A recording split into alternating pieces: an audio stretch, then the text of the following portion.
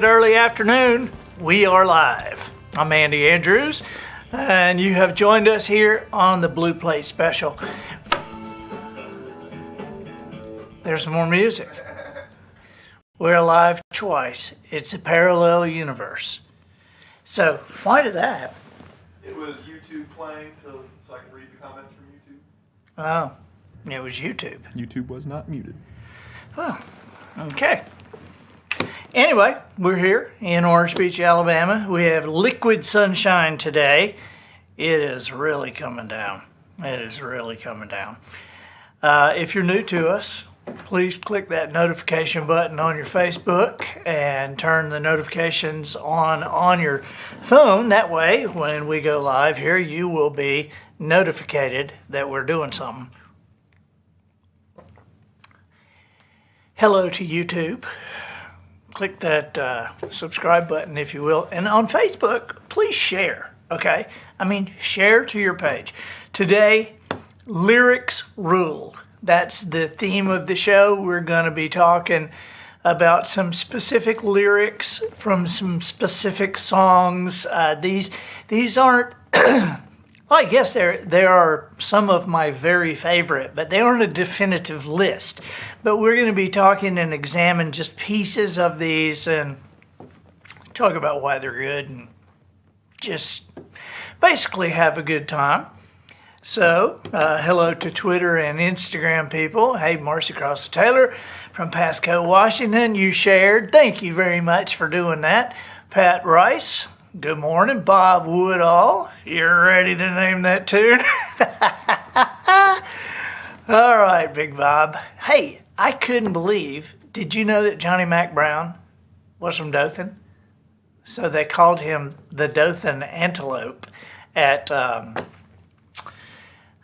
was that? At the University of Alabama. And you'll hear about that on the, I guess the Professional Noticer came out today with round 3 with me, the baby boomer, and Little M, the Gen Z expert. So I won't tell you who won, but I'm happy about it. I won't tell you who won though. I don't want to blow anything, but I am happy about it. It was a great show, but to keep the suspense, I won't tell you who won, but I'm happy about it. Jeanette McNeil, Groves Proctor, hello from Arlington, Texas. Deanna Kilpatrick, good afternoon. Man, we're glad you're here. Hey, Christy, how you like the shirt? Do you like the shirt? The shirt today is actually from one of my favorite businesses.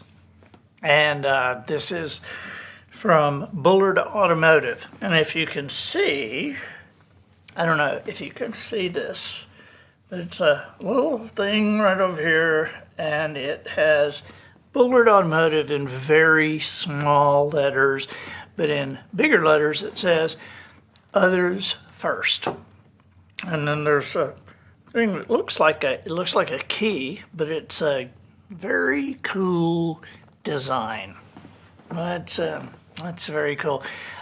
Kevin Dean designed that for Bullard Automotive, and so Ty Bullard and his wife Johanna and Joe and Fonzie are some of my favorite people in the world, and I just think this is awesome that a big dealership. I mean, these are big dealerships. They have Cadillac and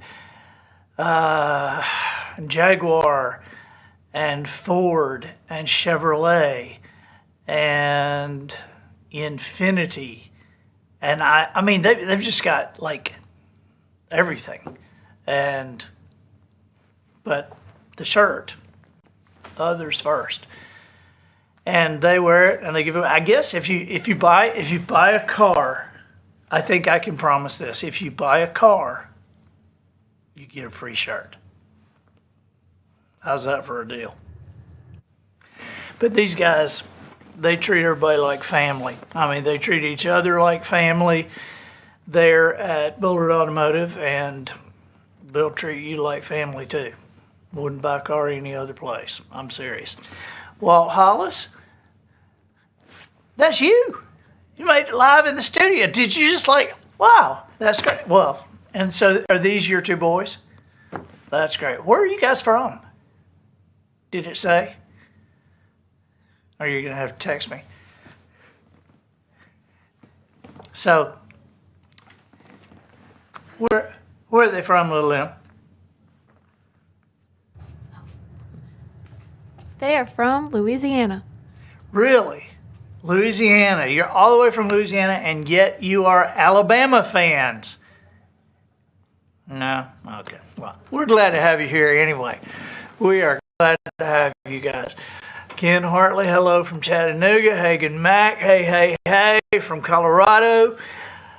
Man, people are all over West Monroe, Louisiana. Becky Ottenberry and James Dickinson Jr. back from Germany. It's 7:15 p.m. there. Okay. Heather Ellison in Utah and Sean Foss from the Hoosier State. You guys ready to go? We're gonna talk lyrics today. And there's Jimmy Yeary. Jimmy, you want to stay on because you might be included in this. How about that? Somebody that's watching the show might be included in the show. So, what I have done, there's Gene McDonald. Hey, Gene McDonald, make sure you, Gene, when are you coming down? I want to have you on the show, but I want you in the studio. You're too big for a screen. Anyway, there's Mickey Bell. Mickey Bell, you're going to be on the Blue Plate Special coming up sometime soon, aren't you? Hannah Gadlich. We're going to talk about now I've got 10 songs here that I'm going to read you the lyrics. You know, in the past we've played part of the song.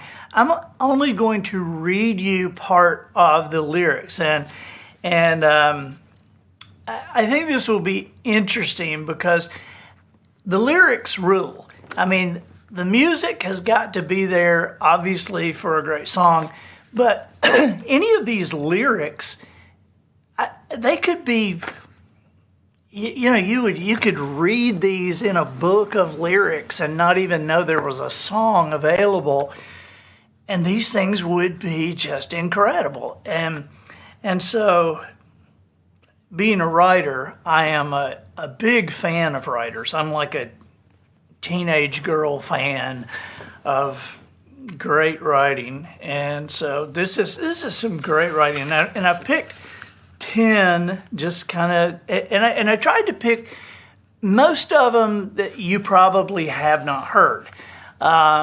You probably heard a couple or three of them, but most of them you haven't heard. One of them has not even been released yet. One of them was written in 1910, and I'm almost sure you hadn't heard. And we'll save it for the last because it's the funniest one. But here we go.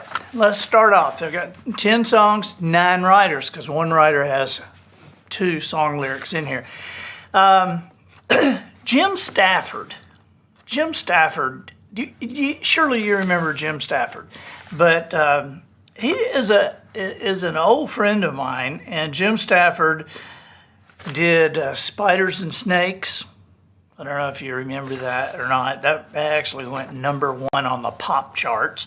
But he was a supervising writer, the supervising writer on the Smothers Brothers Comedy Hour. How about that? And he did several movie soundtracks. Now, his biggest hit was Spiders and Snakes, but he did several movie soundtracks and received a gold record for his work on the Disney movie The Fox and the Hound. I loved that movie. Remember the little bitty hound saying, "I'm old hound dog." We loved that. So, but there is a song that he wrote and recorded that I just think is killer. And I probably play this once a month just to hear it. He does it very well. but here is the very first verse of Swamp Witch. Blackwater Hattie lived deep in the swamp, where a strange breed of reptiles crawled. Snakes hang thick from cypress trees like sausage on a smokehouse wall. Where the swamp is alive with 1,000 eyes and all of 'em watching you. Stay off the track to Hattie's shack in the back of the Black Bayou. So that song goes on to tell about what happens in a sleepy little Okeechobee town. That's just a great. I don't know what you call that. I don't know what kind of writing you call that, but it's when like, snakes hang thick from cypress trees like sausage on a smokehouse wall. I just love that. That's great. Okay, there's Jim Stafford. Now, here is a guy some of you've heard of. I was actually just this morning texting back and forth with Greg Steinhaus about this guy because he had seen the Blue Plate special with Little Emily Isbell, and he texted me and asked if she was any relation to Jason Isbell. And I said, distant cousin, that her father, mother, aunts, and uncles are all just like great. And so Jason Isbell is a distant cousin, I guess. Is he? I thought he was. Okay, well, Isbell. He's got to be distant. I mean, there's not many Isbells. Okay. But Jason Isbell was born in Green Hill, Alabama. And I don't know if you've heard him or not, but he has 4 Grammys already. He's not very old. Austin really likes this guy.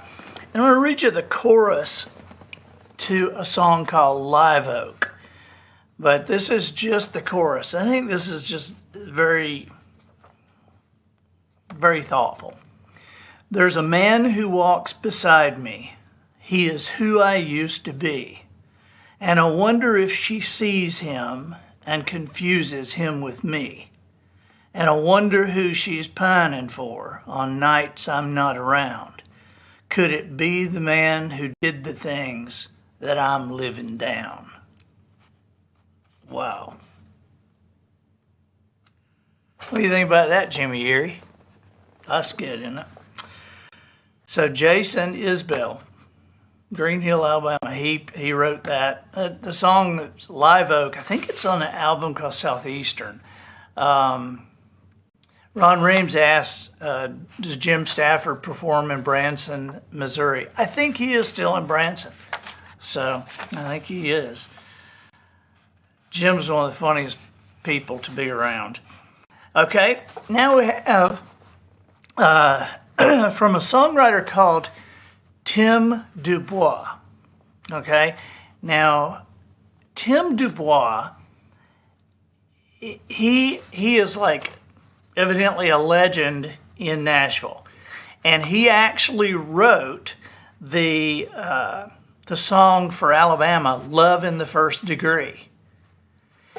But my favorite thing that he wrote is the first 2 lines on a Jerry Reed song called She Got the Gold Mine, I Got the Shaft.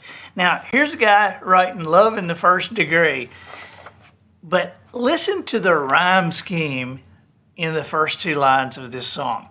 This is from She Got the Gold Mine, I Got the Shaft. Just the first 2 lines. Well, I guess it was back in 73 when eating my cooking got the better of me, and I asked this little girl I was going with to be my wife. Well, she said she would, so I said I do, but I'd have said I wouldn't if I'd have just knew how saying I do was going to screw up all of my life. I think that is brilliant. I love it when somebody can just kind of keep rhyming. All right. Our next song is by a friend of ours, friend of the show, Buddy Green. Buddy Green is the only person I know who has played the William Tell Overture on the harmonica at Carnegie Hall. So, Buddy is very talented. Buddy is also the guy. Have we got Buddy's picture? Yeah, is it up? I've been putting them up while you say the words. Oh, okay. All right. Well, Buddy is the guy who wrote the music to Mary Did You Know? And he's written a ton of songs, just a ton of songs. But I'm gonna, without telling you the name of this, because the name will be obvious. This is a song you haven't heard. And the first time I heard it, I just laughed out loud. I just thought this was great. Because, you know, when a song has this much truth in it and then can catch a cultural vibe and be kind of funny too. This is so, anyway, here's Buddy Green. There's a big drought. Wait a minute. Let me start over. I don't know why my mouth wasn't working. Here we go. There's a big crowd gathered at First Church. They're dressed up and looking so fine. They lean forward in their pews to hear the good news and get a handle on God's design. But outside, the needs are getting greater. In a sick old world, tired and sore. Inside they give praise, but God must be amazed when they don't look beyond that door. Because Jesus has left the building. He's back out on the street. He's busy dealing his mercy to every hurting soul he meets. He's helping the homeless find shelter. He's helping the jobless find work. Donating his time to the feeble of mind. And some people think he's berserk. But he's helping the helpless find justice and mercy in a cold, cruel world. His heart aches for all kinds of people, every man, woman, boy, and girl. That is, Jesus has left the building. I just love that song. I love that song. Buddy Green. Okay, here's one that we mentioned a couple of weeks ago. The songwriter is Don McLean. Now, Don McLean wrote and recorded American Pie. And that was a long song. And it's a song that has lasted. But then on that same album, he wrote a song called Vincent. And many people do not know what this song is about. Karen Lord says Mark Lowry wrote Mary Did You Know? Mark Lowry wrote the lyrics to Mary Did You Know? Buddy Green wrote the music. So, but Don McLean wrote this song called Vincent. And the first words in the song, because most people, if you say Vincent, people are like, nah, I don't know that song. But if you say Starry, Starry Night, people are like, oh, yeah, I remember that. And people do remember it, but very few people know what it was about. Thomas McMillan, you got it. It's about Vincent Van Gogh. And Starry, Starry Night is a painting that he did through the bars. That's what he could see through the bars in an asylum that he was in. And he painted 861 paintings in his lifetime. And in his lifetime, only sold one to his brother. And these paintings now average $50 million a piece. Starry, Starry Night is valued at over $100 million. You can see it in the American Museum of Modern Art in New York City. About American Pie, let's see. Can you roll down just a little bit, Matt? Tim Patton says that he thinks that Vincent is even better than American Pie. I do too. I actually do too. Um, this is just pure poetry, and you want to go back and listen to the whole song, knowing that it's about Vincent van Gogh and his struggle with mental illness and how he was trying to say something through his paintings, but people just didn't get it while he was alive. And now he's one of the most famous in history. But here is the first verse and chorus of the song that Don McLean wrote and recorded.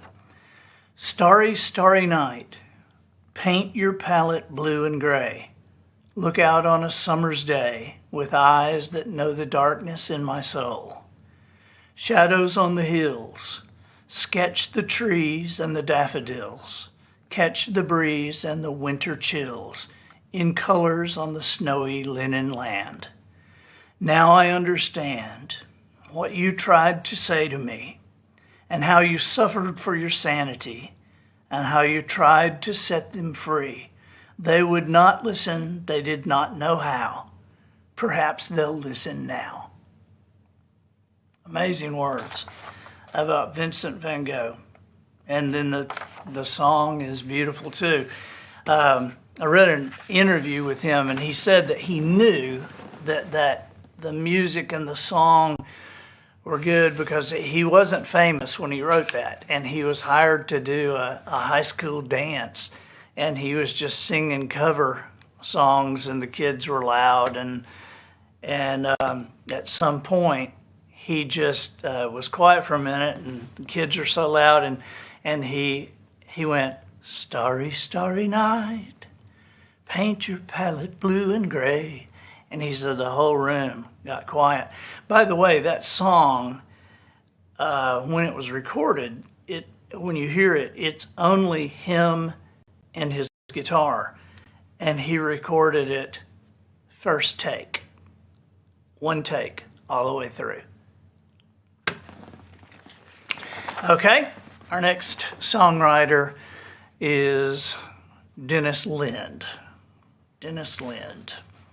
May not have heard of him, but Serena Stoll Garner says my son told his second grade teacher it was a famous artist. And then when she went to parent-teacher conference, she asked me about it. I told her I wasn't famous that I knew of, and Cody said, well, Mom, you will be when you're dead, like Vincent van Gogh.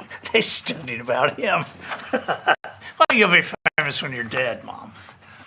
God. All right. So this is Dennis Linde. And this song, I have never heard this song on the radio a single time. But this song blew me away. I was at a concert. It's on July 4th, several years ago, and it was Montgomery Gentry. And they sang this song, and I couldn't even find it for years. But a guy named Dennis Linde wrote this, and Dennis Linde had 250 songs recorded, including one by Elvis that you know. Dennis Linde wrote Burnin' Love, which you remember that, of course. And I'm curious about him writing the lyrics to that and going, a hunk of burning love, a hunk. I mean, would you write it like that? No. I don't know. Okay, but Dennis Linde, he wrote Burning Love for Elvis, but he also wrote this song that I heard once, and I've never heard again. I've never heard it again. But I actually found the lyrics, and so the name of the song is The Big Revival. And I fell over when I heard this song. Here is the second verse, okay? Reverend Jones, he struts and dances while the guitar plays Amazing Grace. He testifies in tongues of fire with tears of joy running down his face. He ain't sure and we ain't sure exactly what he said, but praise the Lord and pass me a copperhead.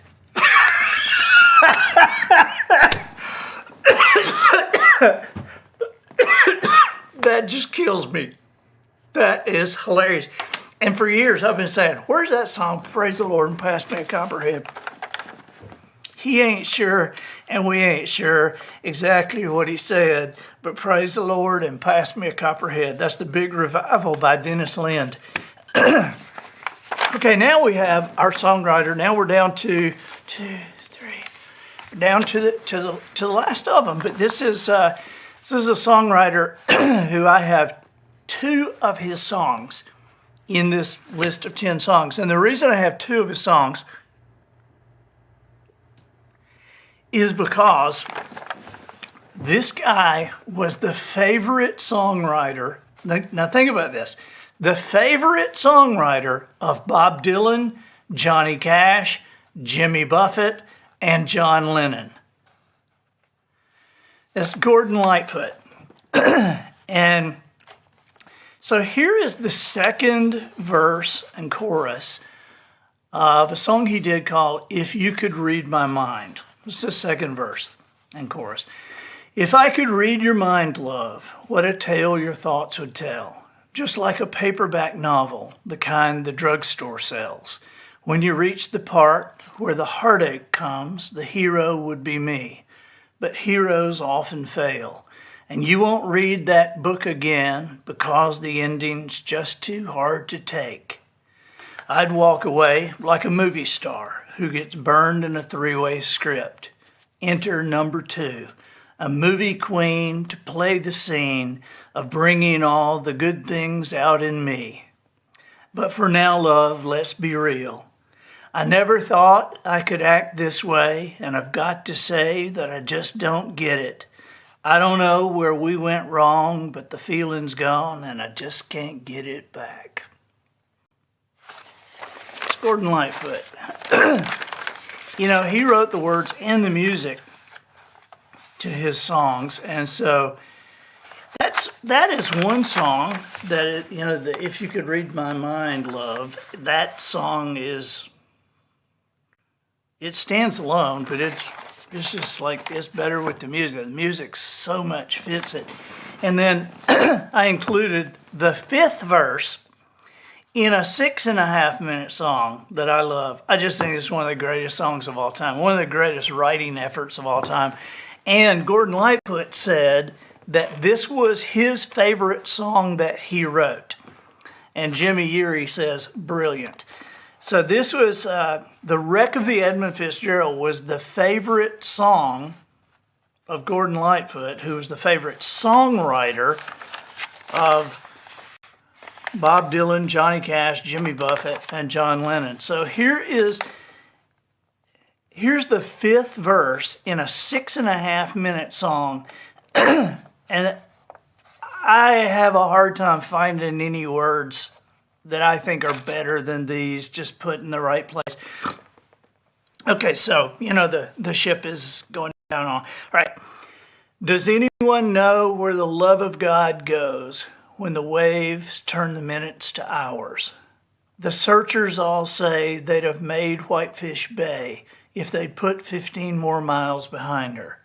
They might have split up or they might have capsized. They may have broke deep and took water.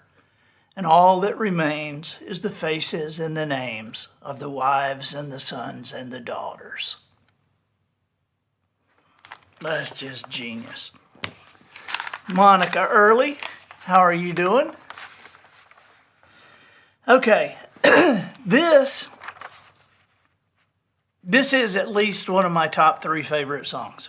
I just think that the lyrics in this song are just incredible. This was written by Bob McDill, and Bob McDill, very famous songwriter, and He was born in Beaumont, Texas, and he had songs recorded by the Grateful Dead, Waylon Jennings, Crystal Gale, Ray Charles, Ronnie Millsap, Joe Cocker, and Don Williams. This one was done by Don Williams. And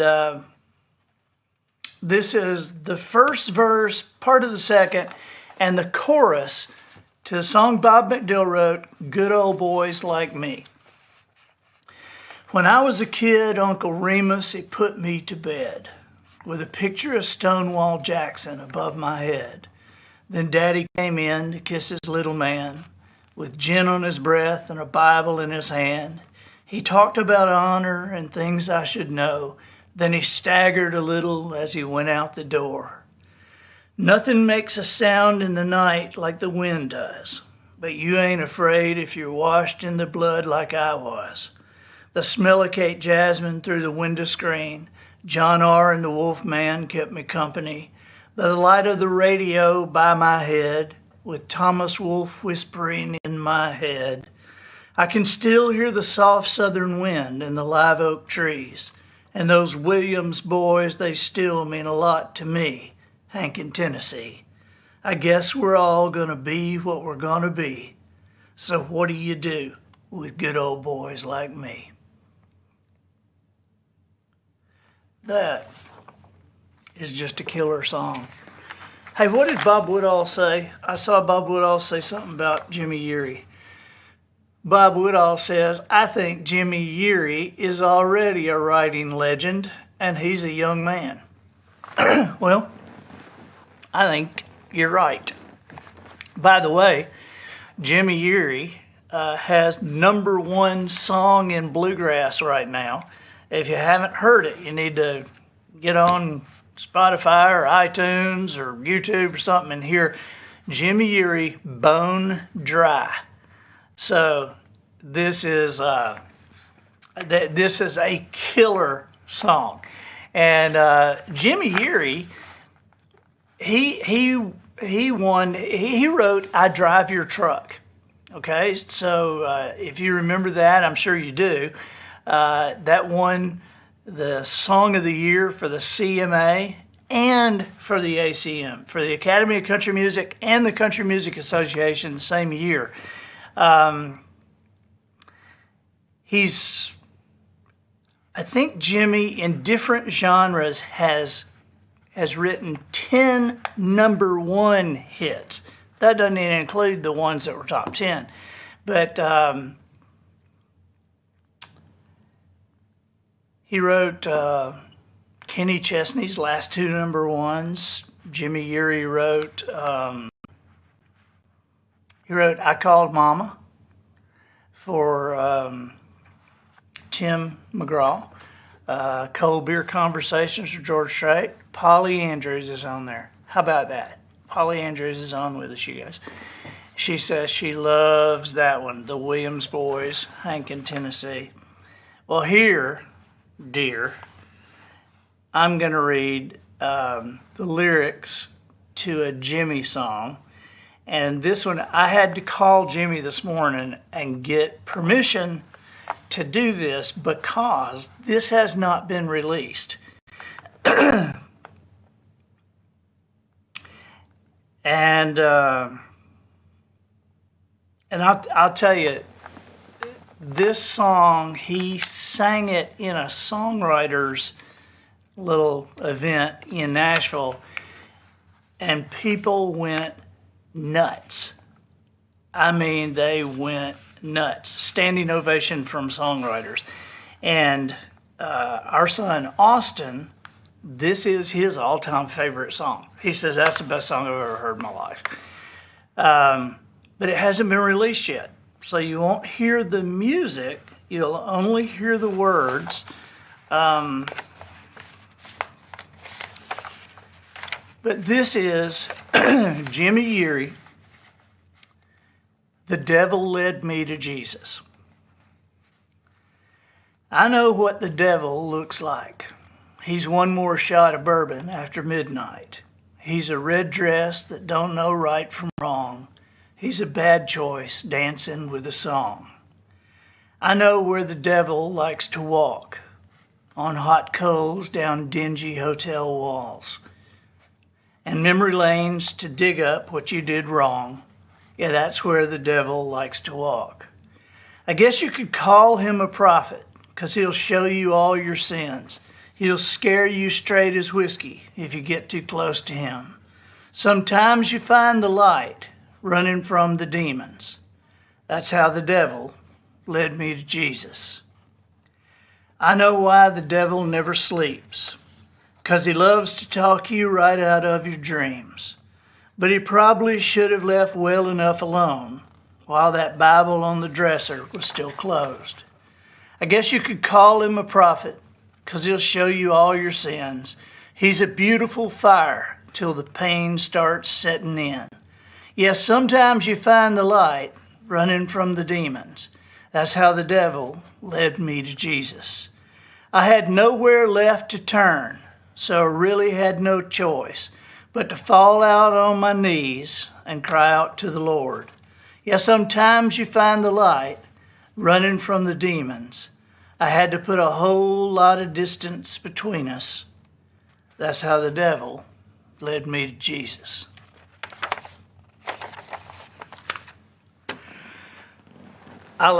Tobin Spade said everything Jimmy writes is great. Well, that's true. That is true.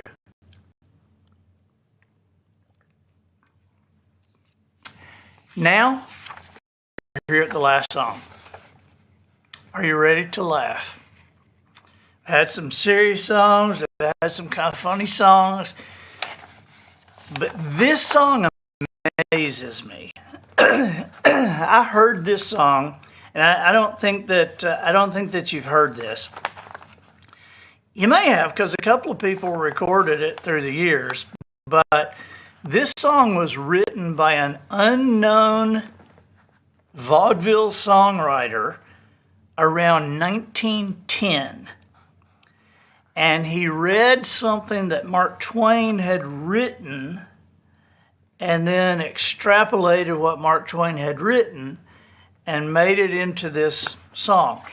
I first heard this song when I was working on cruise ships like 30 years ago. And a cruise director sang it. And I was like, where did you get that? I was fascinated by this song, but then I never could find it, never could hear it again until the internet. And the song is called, I've got to read you the whole song because if you don't hear the whole song, you don't get it. But the song is called, I Am My Own Grandpa. Okay, you ready? All right, you guys from Louisiana, y'all listening? Here we go. Now, many, many years ago, when I was 23, I was married to a widow who was pretty as could be. This widow had a grown-up daughter with beautiful hair of red. My father fell in love with her, and soon the two were wed. This made my dad my son-in-law and changed my very life. My daughter was my mother, 'cause she was my father's wife. To complicate the matter, even though it brought me joy, I soon became the father of a bouncing baby boy. My little baby then became a brother-in-law to Dad, and so became my uncle, though it made me very sad. For if he was my uncle, that also made him brother to the widow's grown-up daughter, who of course was my stepmother. My father's wife then had a son that kept him on the run, and he became my grandchild, for he was my daughter's son. My wife is now my mother's mother, and it makes me blue. Because she is my wife, she is my grandmother too. Now, if my wife is my grandmother, then I am her grandchild. And every time I think of it, it nearly drives me wild. For now I have become the strangest case you ever saw. As husband of my grandmother, I am my own grandpa. I am my own grandpa. I am my own grandpa.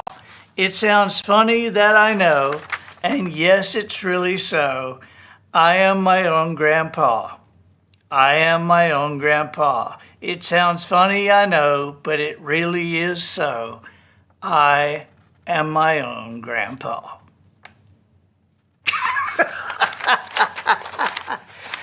I mean, you have to read it slow, and it really makes sense. But Grandpa Jones, Kay Morrison's right, Grandpa Jones did that on Hee Haw, and Ray Stevens did it. But I got to tell you, the strangest person that I found that recorded, and you can hear the recording, Willie Nelson recorded that. So, I am my own grandpa.